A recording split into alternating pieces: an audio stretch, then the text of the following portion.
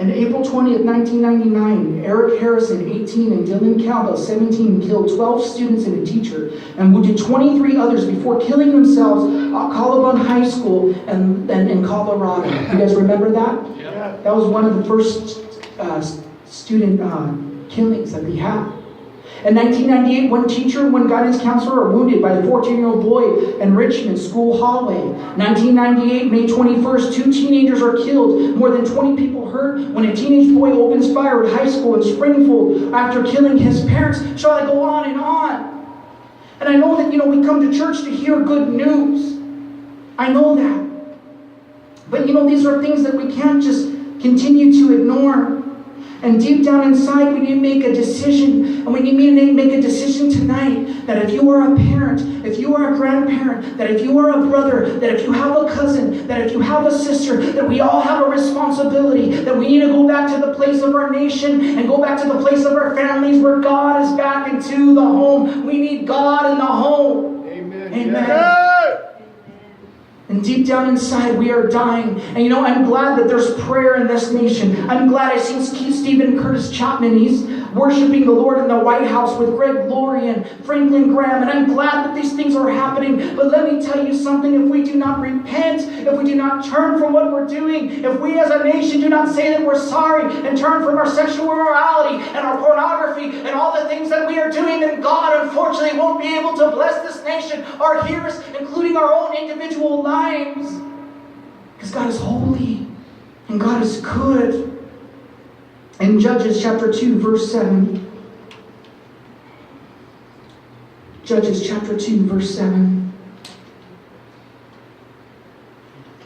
How long is it running for, Daniel? I was running for about 11 minutes. Now I got a second video going for 5 minutes and 43 seconds. Perfect.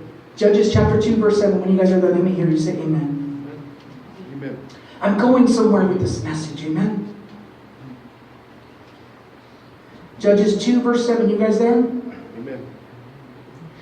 So the people served the Lord all the days of Joshua and all the days of the elder who outlived Joshua and had seen all the great works of the Lord which he done for Israel. So the people, they served the Lord. They followed God. They loved the Lord.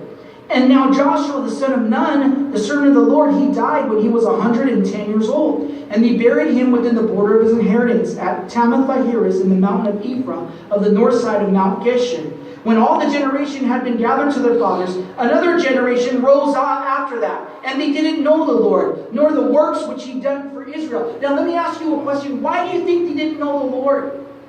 Do you think they didn't know the Lord because that generation that knew God failed to teach their young people and the other generation about God? I don't know. Maybe they did teach them, but they just chose to reject the truth. But all that I know is that there was a generation that was serving God, and all of a sudden a new generation comes up, and they're a generation that doesn't know God. How many guys know that the generation that is coming up is so lost? They don't know if they're bi. They don't know if they go in a boys' bathroom, girls' bathroom. Yeah. They don't know the left or the right. They don't even know what's going on. They're so confused. They're so lost. They need God. Yeah, they do. Yes. Amen. They're lost, man.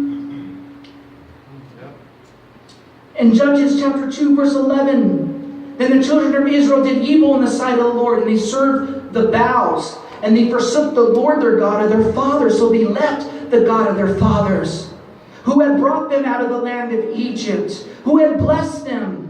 And they followed other gods from among the gods of the people who were all around them, and they bowed down to them, and they provoked the Lord to anger. Let me tell you about Baal, just for a little bit. Baal was an ancient Canaanite and Mesopotamian deity associated with agriculture. He was believed to be the giver of life. The person who believed in Baal was dependent upon him for providing what was necessary to sustain the farms, flocks, and herd. He was called the son of Dagon. He was in control of the grain, and he hated the storm god who provided plentiful rains after his voice. Let me tell you, the religious practices of Baal, they weren't good. There was sex worship that was prevalent. Religious prostitution was part of their worship, even commanded. Human sacrifices were common, which means that they laid their little babies and they burned them at the altar before their God. And it was frequent practice and an effort to placate to their gods, to kill young children, to bury them in the foundations of a house or public building at the time of construction. Judges chapter 2, verse 13, they forsook the Lord and served Baal and the Asherids. Let me tell you about Asherid. Asherid was the name of the chief female deity worshipped in ancient Syria, Phoenicia, and Canaan. Asherid was represented by a limbless tree, trunk planted in the ground, and the trunk was usually carved into symbolic representation of the goddess. Because of association with carved trees, the places of Asherah worship were commonly called groves, and the Hebrew word Asherah could refer either to the goddess or to a grove of trees.